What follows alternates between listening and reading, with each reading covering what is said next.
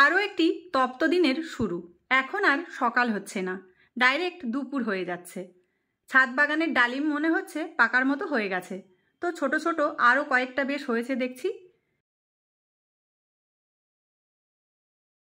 এদিকে দেখো, ছোট্ট শশা গাছে ফুল এসেছে। আমার আবার এদের সাথে সময় কাটাতে ভীষণ ভালো লাগে। চলে এসেছি কিচেনে, গরমে সেদ্ধ হতে। আজ করব মেয়ের পছন্দের লাল শাক, চিংড়ি মাছ দিয়ে কচুরলতি। কচুরলতি ভীষণ পেট ঠান্ডা রাখে আর গরমের দিনে মাঝে মাঝেই আমাদের চলে।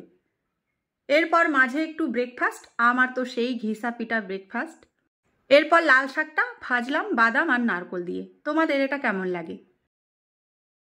4টে পমফ্রেট মাছ এনেছিল, ভাবলাম সর্ষে করি।